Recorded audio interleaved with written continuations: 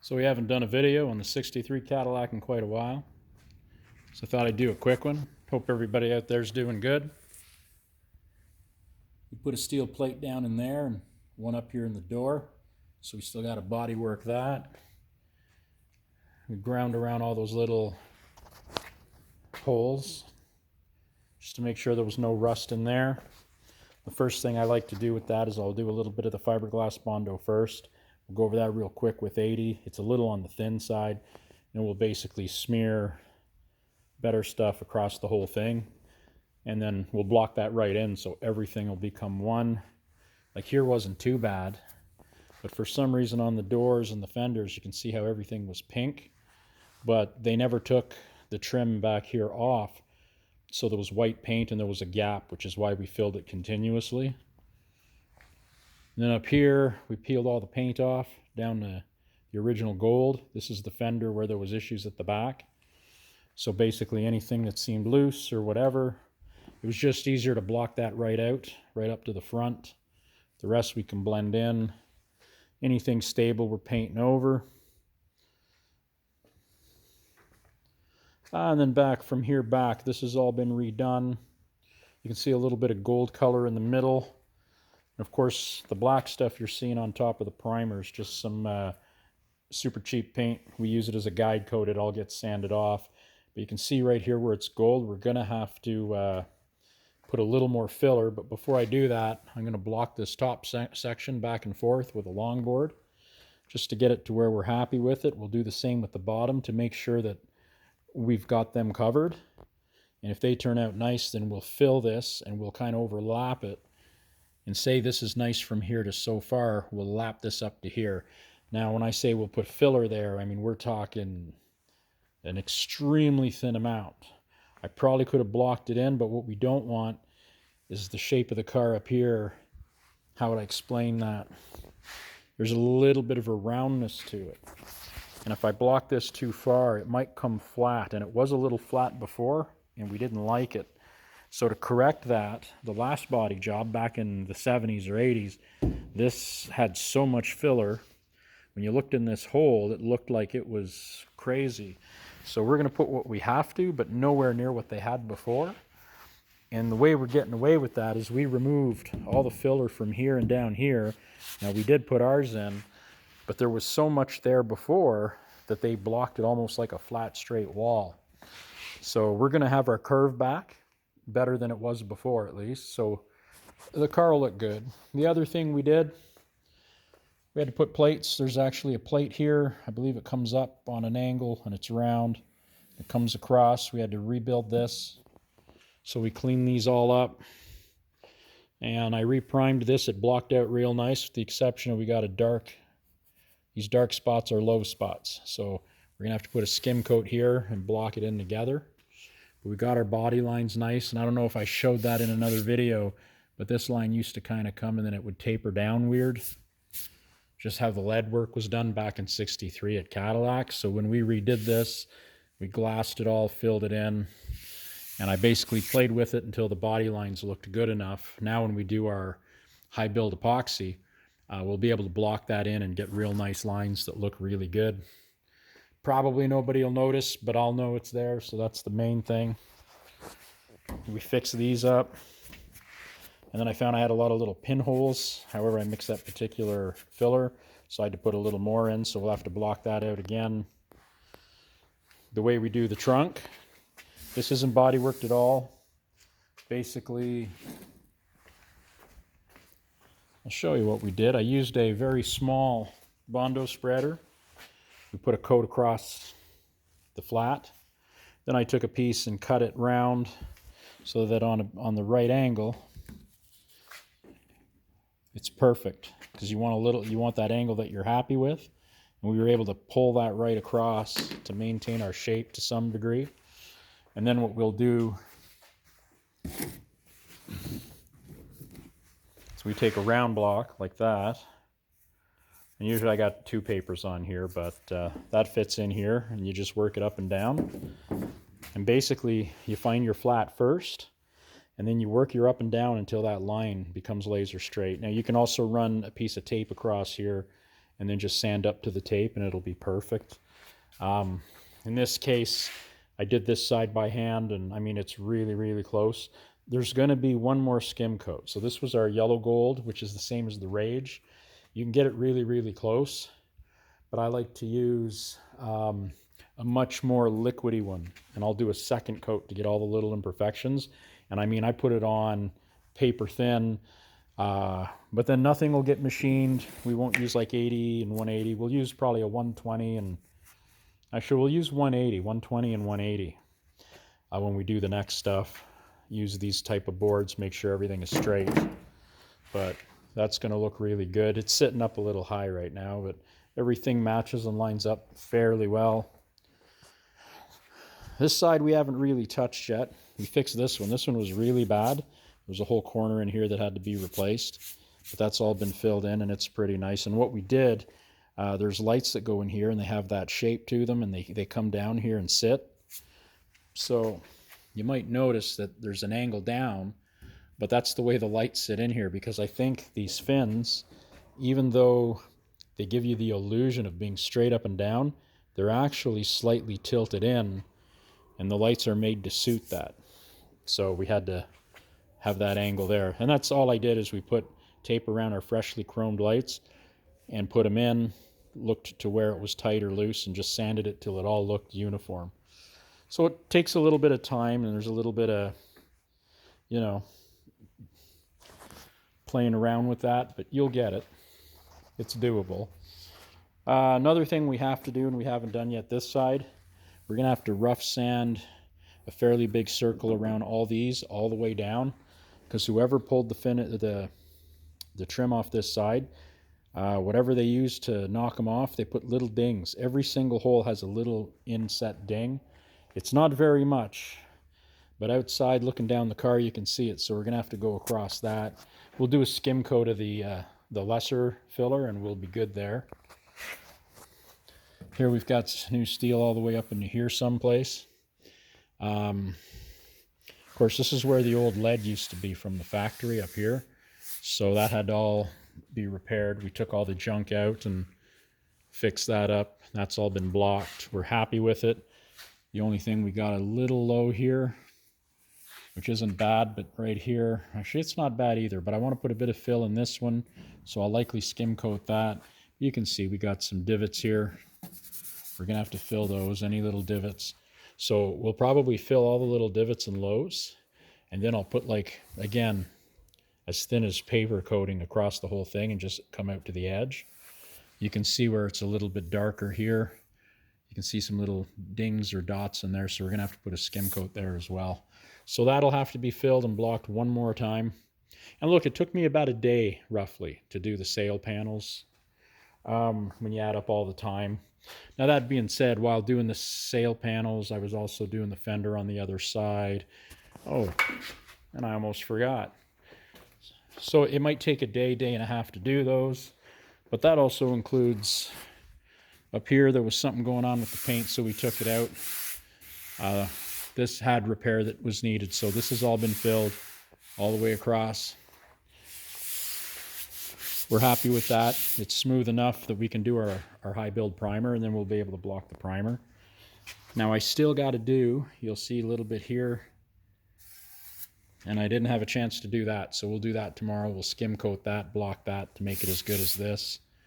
And we're not going to live with this stupid crack. It is stock. I'd like to weld it shut. The compromise we're going to make on this, we're actually going to, once everything's done and finished out and primed, we're going to put a skinny little bead of seam sealer in, and then we're going to push it in all the way across, just so there's no crack for junk to get in, but you'll still have that little divot. So it'll still look pretty much stock, but without having that crack. Another thing a guy could do is weld it shut completely, which is what I would do, but I mean, it's not my car, so if we do the seam sealer, should anything ever happen, like he gets hit or something, he could always take that part off and put a new piece on or whatever, and you know, it's easy to make the seam sealer let go. So that's something we did. We were missing this little guy right here. There was just nothing here for the battery hold down, so he brought me one of these that was rusty. but instead of cutting it off, we just took fresh metal, bent it to the same shape, welded it on. Bolt fits right in. We welded a nut to the back side. So basically, we just mimicked what the factory had done, because this piece was real nice. The other one we had that piece on it, but it would have taken hours of sandblasting, and it had a twist in it. So we kept the good one. We just added our piece on. But it was cool that we had the other one, because we had our template. So that worked out pretty good. But that's where we are on the Cadillac. We also got, there wasn't a lot of rust, but there was a little bit. So you see that shiny black stuff is, it's like a liquid called Rust Fix, and you put it on and it basically converts the rust. Now they say you can leave that there, but it takes 24 hours for it to go right hard. And what I like to do, like anything that had a little surface rust on it over the years will blacken, and the rest will dry clear. So like there was a bit of surface rust up here, and we kind of hit that. There's a little gold paint in it, but you can see where it's purple. This line up here's not bad, but up here there was that purple line. That's where the surface rust was. And even though we ground it off, it was stained into the metal. So by doing this, that should neutralize it. Now you can just scuff and prime over this. We're not going to do that. I'm actually going to sand this all off now that I know that the metal was treated. So we're kind of using it like a navel jelly without the water and the mess, right? So once this cures hard, we're going to sand it all off. We're going to epoxy prime it shut all the way around the window. Whole thing was done like that. So that's just something to kind of, a lot of guys will just sand that off and they're going to prime it and paint it. And keep in mind, you never see this, which is why it was still gold and it wasn't white or pink. This is all trim that goes on here, so you don't even see that. But you do want to treat the rust so that it don't come back, at least a little bit, that you have a chance, so to speak. So that's the car. She's coming along. I'm pretty happy with it so far. Not a lot of work to do, just a lot of sanding and cleanup. Worst part of any car, bottom of the doors. That's the one thing on this car that's good. So somewhere in the next little while, we'll pull the doors off, put them on a booth, or put them in the booth on a couple of stands or in front of the booth, whatever. But we'll work the insides, we'll clean it all up. We'll get the outside done first before we do that, of course. Once we do the outside that it's smooth, we won't prime them right away. We'll flip them over and we'll clean them up, because I'll probably jam the doors. And we're also going to paint all the jams. Now I usually like to do stuff in pieces. We're going with a metallic red. And because we're doing a metallic red, I think what I'd like to do with this car, I'm going to pre-jam everything with base clear. When we close our doors, you'd be able to run a J-tape, which is like a foam tape. So when you paint this, it absorbs it and it disappears into the other paint job. The reason I want to do that, when you paint a car, especially something that's 20 feet long, because this is a 20-foot long car, you've got a 9-foot fender, a 4-foot door, and I believe a 5-foot front fender. And that's if we were measuring from the flat to there, to there, to there. And when I say 4 feet, 5 feet, and 9 feet, I'm talking not close. I'm talking exactly that's the sheet metal length. So I'm going to say they probably started out that rear panel with a 10-foot sheet, a 5-foot sheet, and a 6-foot sheet before they stamped it or squished it. So there's a lot of surface. And the thing, you don't want to get tiger striping or anything weird like deviations in the metallic. The reds are usually pretty good, so I'm not overly worried. Now, if this was a solid color, I'd pull the doors and I'd probably just paint the shell all as one, paint all the pieces, put it all back together. But because we're going with the metallic we're going with, and I want to make sure that when you look down the car, there's no, why is the door lighter or darker? Or, you know, you get a little, like just putting it on a little heavier or a little lighter can make the metallic change the color. So what I'm going to do to paint this car, there's a big chrome belt line that basically clips in around here. So I think what we're going to do, we're going to tape that off at the line, and we're going to paint the roof separate. After the roof is done, we're going to do our trunk lid, we're going to do our hood, and we've got like a valance, or not a valance, but the cowl cover, so we'll do some of that. And the reason we're going to do it that way, because once those pieces are out of the way, there's something called a dry spot, which a lot of people will call blur. And when you do a color or a clear coat, if you're trying to do too much, you got to do what they call chasing the wet. So let's say you come down this side of the car, and then you stop, and then you go over the roof, and then you go around, and then you go to the other side to catch the roof. By the time you get there, that's already kicked and it's drying. So when you try to catch the wet edge to continue, you'll get like a little fuzzy spot, like a blur. And sometimes they're barely noticeable, but sometimes they're horrendous. So in order to avoid that, the trunk lid color from here to here, you might not notice. So we're going to bank on that. But we don't want to have any blurs. So I'm going to have to make sure that my pressure, my count, my speed is really, really good. And we're going to do that at basically we can practice when we do the roof, we'll do the trunk lid, we'll do the hood. We'll know what we want. Now, if the hood to the fender is a touch different, there's a hard angle there. There's also a trim that's going to hide that. There's a trim that comes right here. So this line and this line, they're not smooth together. One's up and one's down. So because we have that, that's going to work to our advantage. So basically what that means is when the light hits it, because there's two different angles, you're not going to see the deviance or the difference in color, if there is any. There shouldn't be, but in case there's a little bit, that's something that would hide it. Now you can see where the trunk lid, it's way down in this groove. You would never notice that either. So the only place you might notice it is up over there. But I mean, I think I can paint good enough that that won't be a problem. But the reason we're going to do the roof and the two lids separate is because the way this car's built, if I start at this corner, I can come down the car with the paint. We won't have to do the roof because that'll be already painted, so we'll have to tape from here up off. But once I come down this quarter panel and come up the back side of the fin, I just have this little space to cut across, do the back of that fin.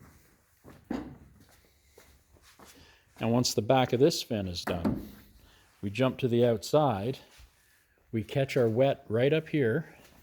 This is considered also the back of the fin. So as I come across, this is what I mean by the back of fin, that whole ditch line in through here, all the way up. We'll stop somewhere here and fuzz it out. And then I'll catch the tail, and we should be quick enough with our clear that we come up and catch this and so on, and we just keep going. So this will all be the same.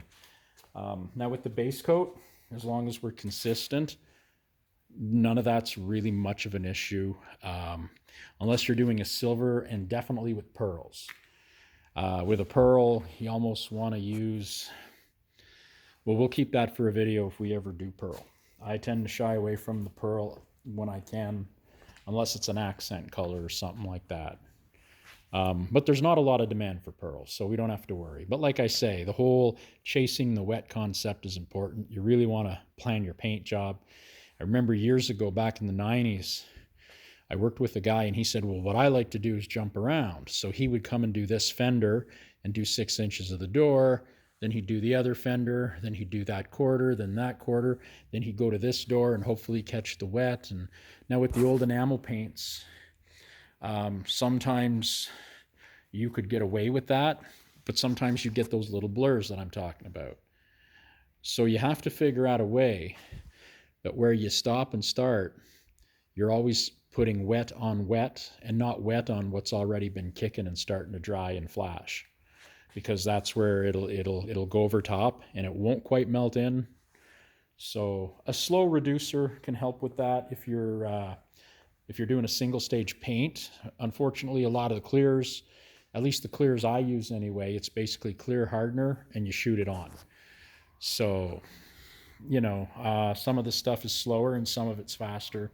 Now on this car, I'm going to try something a little different than I normally use because it's just such a big car. The stuff I use is kicks real quick. So you got to chase that wet. The nice thing is you can put it on thick, fat, and wet.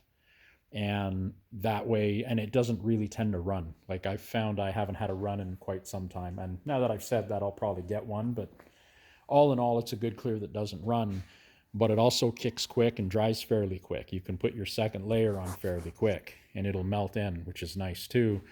But some clears, you almost want one on a car this big that'll dry slower. And even without the trunk, hood, and roof, this is still a big surface over the deck and down the other side. So we're going to make sure this thing is wet on wet on wet. And what that does as it dries later is everything will look wet for a long time, even once it's dried. So you'll have that real wet look shine to it.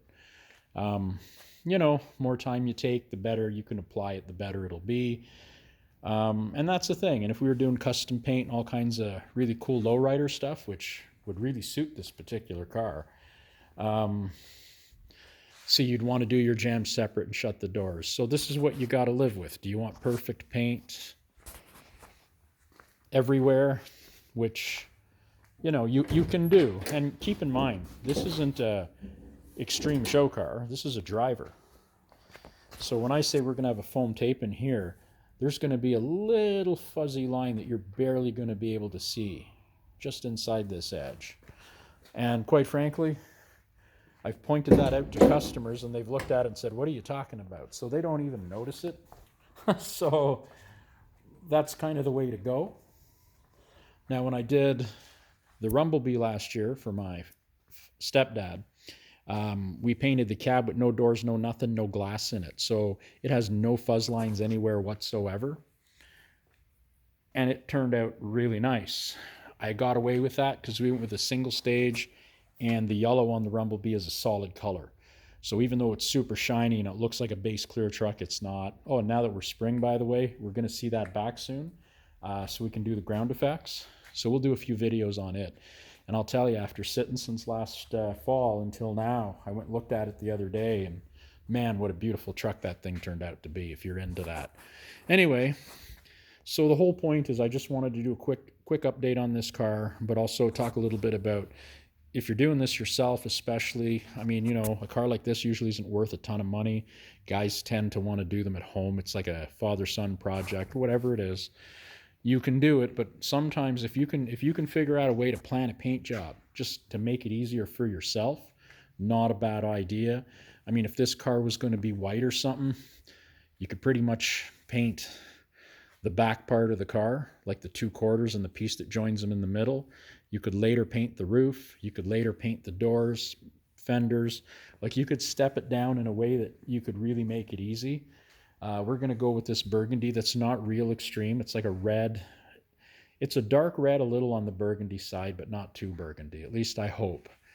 Now, I would have went with a early 2000s Toyota Tacoma Inferno red, because that would have really popped on this car.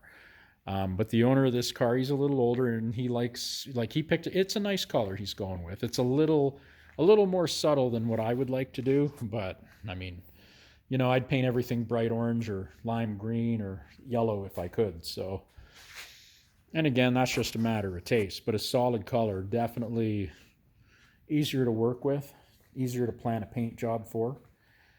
But yeah, the main thing is chasing the wet. So with a car like this, because we got to go down the side up over the fin and try to make sure we catch everything, if we just start right here at the front, go around the light, go down the fender, down the door, across the top, you get the idea. It'll be pretty easy to do. Be like painting a convertible. The roof, the hood, the trunk lid, and there's a valance that goes behind the hood, or a cowl cover, I should say. So we'll paint those all separate in the booth, put them on, and honestly, car will look great. So that's where we're at.